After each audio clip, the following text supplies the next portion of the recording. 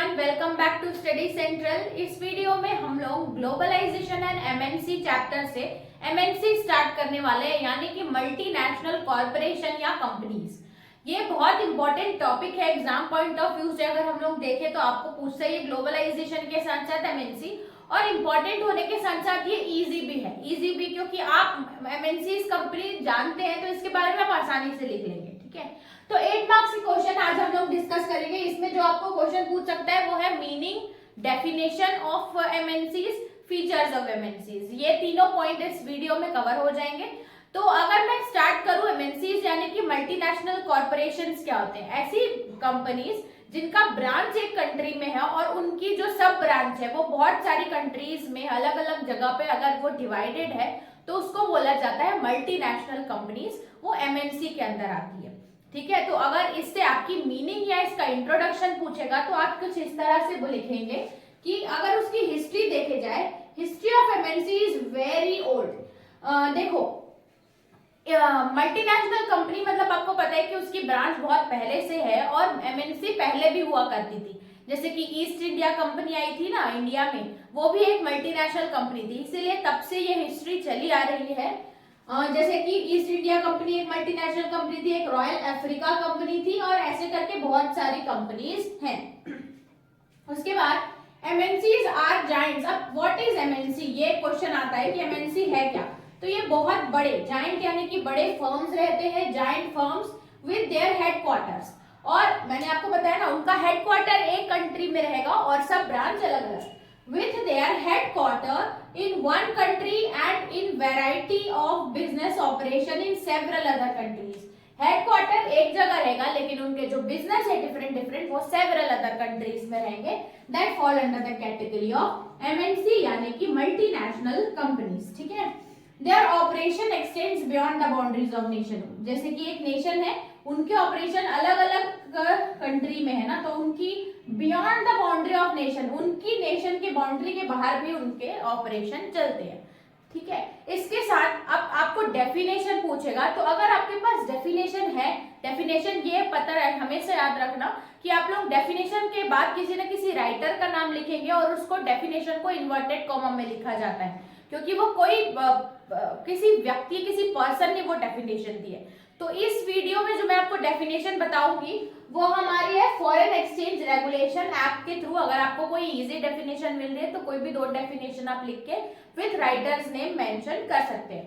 तो डेफिनेशन की बात करें, ये था मीनिंग और इंट्रोडक्शन का पार्ट। डेफिनेशन की बात करें तो according to foreign exchange regulation act 1973, इसके अकॉर्डिंग डेफिनेशन ये है, a corporation incorporated in foreign country और टेरिटरी।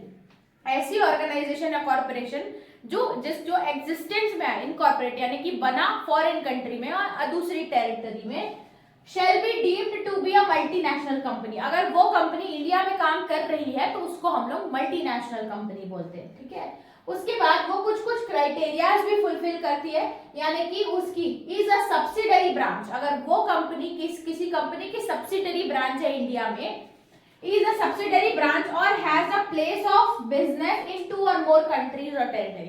ऐसी कंपनी जो हमारे इंडिया में सब्सिडरी ब्रांच है, या तो वो कंपनी की वैसी सेम कंट्री की ब्रांच 2 से ज्यादा कंट्रीज में है, तो वो एमएनसीज के कैटेगरी में आती है। और उसके बाद नेक्स्ट वो क्राइटेरिया फुलफिल करेगी, सेकेंड वाला, कैरीज ऑन बिजनेस और अदरवाइज ऑपरेशन इन 2 और मोर कंट्रीज। वो अपने बिजनेस और ऑपरेशन 2 या 2 से ज्यादा कंट्रीज या टेरिटरी में परफॉर्म कर रही है, तो वो एमएनसी है। ठीक है, तो आप ये इंट्रोडक्शन और डेफिनेशन करो नोट, तब तक इसके बाद हम लोग देखते हैं फीचर्स ऑफ एमएनसी। चलिए तो नजर डालते हैं फीचर्स ऑफ एमएनसी में। फीचर्स ऑफ एमएनसी बहुत ही इजी है, आप एमएनसी को ही इमेजिन करके फीचर्स इसको लिख सकते हो, उसकी डेफिनेशन से ही आधे फीचर निकल जाते हैं। जैसे कि multinational companies have managerial headquarters. आप उनके जो हेडक्वार्टर है, जो मेन है, वो उनकी होम कंट्री में ही होगा। होम कंट्री मतलब जहां से वो कंपनी ने ओरिजिन लिया है, काम करना स्टार्ट किया, तो उसका हेडक्वार्टर उसी कंट्री में ही होगा, जाहिर सी बात है। तो पहला फीचर तो हो गया। उसके बाद large part of capital assets of the parent company, मतलब जो कैपिटल एसेट है ना, सबसे ज्यादा जो इन्वेस्टमेंट है वो सिर्फ पेरेंट कंपनी का है, यानी कि जो जहां से वो ओरिजिन लिए। उसके बाद company is owned by the citizens. ये मैंने बताया ना कि जो लार्ज पार्ट ऑफ उनका कैपिटल है वो कंट्री का इन्वेस्टमेंट है, जो उसी होम कंट्री से ही उन्हीं के ही लोगों का वो कैपिटल है, उनकी ब्रांचेस से नहीं है।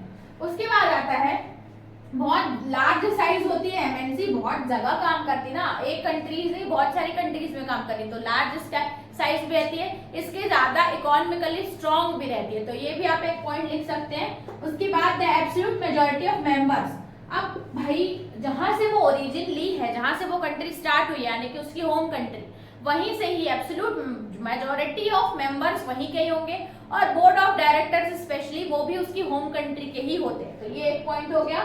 उसके बाद 6th आता है it is sustain bye modern. अब एमएनसी इतना ज्यादा ग्रो, इतना ज्यादा एक्सपेंशन कैसे करती है, मॉडर्न टेक्नोलॉजी ज्यादा यूज करती है, इसके साथ साथ उनके मैनेजरियल स्किल, क्योंकि आपने देखा होगा ना मल्टीनेशनल कंपनी के जो एम्प्लॉइज रहते हैं, मैनेजर्स रहते हैं, वो स्किल्ड अच्छे से रहते हैं, इसलिए मैनेजरियल स्किल्स और टेक्नोलॉजी से वो ग्रो करती है। लास्ट आप 7 लिख सकते हैं कि उनकी जो प्रोडक्शन एक्टिविटी या जो इन्वेस्टमेंट करनी है कंपनी में, वो सब उनके फॉरेन इन्वेस्टमेंट से आते हैं कि कितने लोग उसमें इन्वेस्ट कर रहे हैं। MNC control production activity with large foreign direct investment से, और उसके बाद उनको फॉरेन डायरेक्ट इन्वेस्टमेंट बहुत सारी कंट्रीज से मिलता है, मोर देन 1 डेवलप्ड और डेवलपिंग कंट्रीज से उनको फॉरेन डायरेक्ट इन्वेस्टमेंट मिलता है। तो इसी के तरीके से हमारा ये कंप्लीट आंसर होता है। इसमें आपका इंट्रोडक्शन, डेफिनेशन, मीनिंग, इसके साथ साथ फीचर्स कवर कर लिए। आई होप अब आप आंसर कंप्लीट लिख पाएंगे। तो इस वीडियो में इतना ही रखते हैं, चलते हैं नेक्स्ट वीडियो में और देखते हैं इस चैप्टर का नेक्स्ट टॉपिक। तब तक के लिए थैंक्स।